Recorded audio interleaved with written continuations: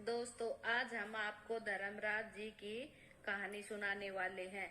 किसी गांव में एक बुढ़िया रहती थी। वह बहुत नियम धर्म से व्रत रखती थी। एक दिन भगवान के घर से यमदूत उसे लेने आ गए और वह उनके साथ चल पड़ी। चलते चलते गहरी नदी आई तो यमदूत बोले कि माई, तुमने गोदान की हुई है या नहीं। बुढ़िया ने उनकी बात सुनकर मन में श्रद्धा से धर्मराज की याद किया। वह उनके समझ में आ गई और बुढ़िया उस गाय की पूंछ पकड़कर नदी पार कर गई। वह यमदूत के साथ फिर आगे बढ़ी तो काले कुत्ते आ गए। यमदूत फिर बोले, कुत्तों को खाना खिलाया था। बुढ़िया ने मन में कुत्तों का ध्यान दिया तो कुत्ते रास्ते से हट गए। अब बुढ़िया फिर से आगे बढ़ने लगी तो रास्ते में कोई ने उसके सिर से चोंच मारना शुरू कर दी। तो यमदूत बोले कि ब्राह्मण की बेटी के तिल में से तेल लगाया था। बुढ़िया ने ब्राह्मण की बेटी का ध्यान किया तो कोई ने चोंच मारनी बंद कर दी और आगे बढ़ने पर बुढ़िया के पैर में कांटे चुभने लगे। तो यमदूत बोले, चप्पल दान की है।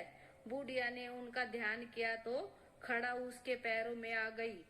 बुढ़िया फिर आगे बढ़ी तो चित्रगुप्त जी ने यमराज से कहा कि किसको लेकर आए हो। यमराज जी बोले कि बुढ़िया ने दान पुण्य तो बहुत किया लेकिन धर्मराज जी का कुछ नहीं किया, इसलिए आगे उनके लिए द्वार बंद है।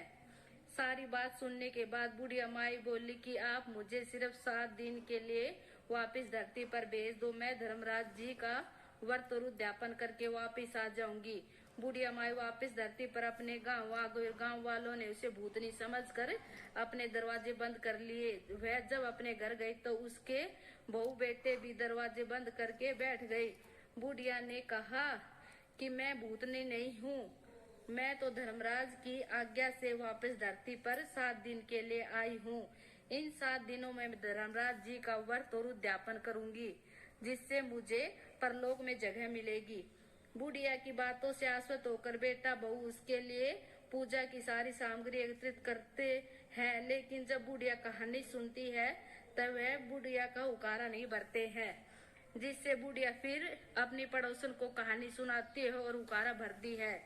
7 दिन की पूजा व्रत और उद्यापन के बाद धर्मराज जी बुढ़िया को लेने के लिए विमान भेजते हैं। स्वर्ग का विमान देख उसके बहू बेटों के साथ सारे गांव वाले भी स्वर्ग जाने को तैयार हो गए। बुढ़िया ने कहा कि तुम कहाँ तैयार हो रहे हो? मेरी कहानी तो केवल पड़ोसन ने सुनी, इसलिए मैं वहीं साथ लेकर जाऊंगी।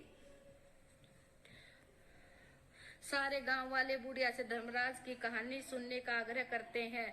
तब बुढ़िया उन्हें कहानी सुना देती है। कहानी सुनने के बाद सारे गांववासी विमान में बैठ स्वर्ग जाते हैं। तो धर्मराज जी कहते हैं, मैंने तो केवल विमान बुढ़िया को लाने के लिए भेजा था। बुढ़िया माई कहती है कि धर्मराज, मैंने जो भी पुण्य किए हैं उसमें से आधा आप गांव वालों को दे दो। इस तरह से धर्मराज ने ग्राम वासियों को भी स्वर्ग में जगह दे दी।